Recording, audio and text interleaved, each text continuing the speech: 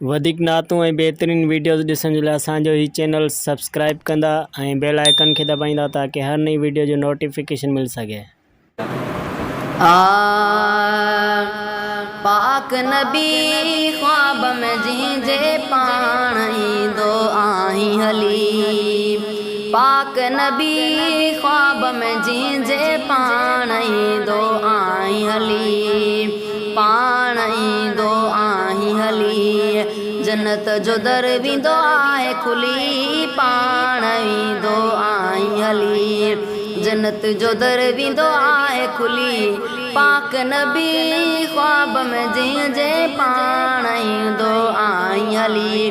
पाक नबी ख्वाब में जिंजे पाण ईंदो आहीं हली। पाण ईंदो आहीं हली।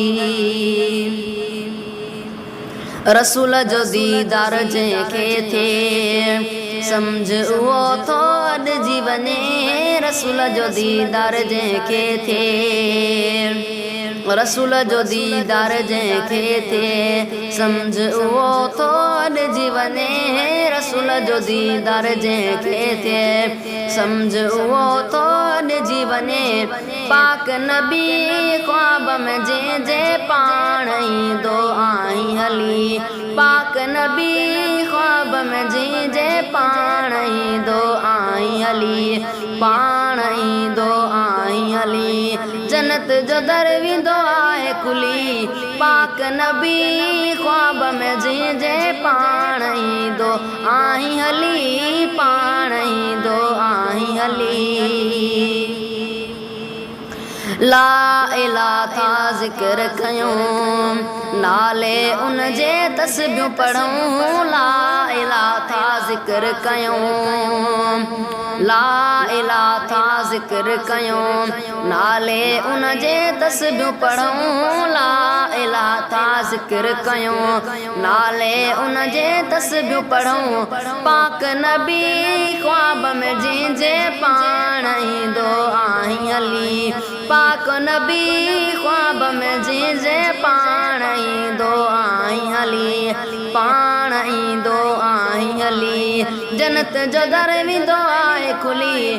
पाक नबी ख्वाब में जिंजे पाण ईंदो आहीं हली। पाण ईंदो आहीं हली। मौला जंहिं ते बाज करे उन ॾे तो ही भाग वरे। मौला जंहिं ते बाज करे। मौला जंहिं ते बाज करे उन ते तो ही भाग वरे। मौला जंहिं ते बाज करे उन ते तो ही भाग वरे। पाक नबी ख्वाब में जिंजे पाण ईंदो आहीं हली। पाक नबी ख्वाब में जिंजे पाण ईंदो आहीं हली। पाण ईंदो आहीं हली। जन्नत जो दर वेंदो आहे खुली। पाक नबी ख्वाब में जिंजे पाण ईंदो आहीं हली। पाण ईंदो आहीं हली।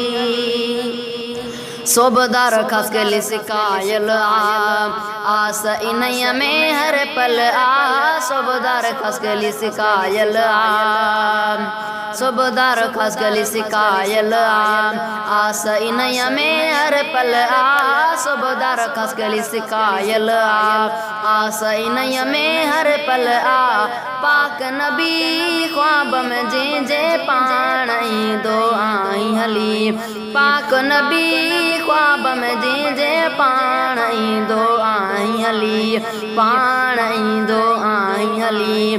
जन्नत जो दर वेंदो आहे खुली। पाण ईंदो आहीं हली।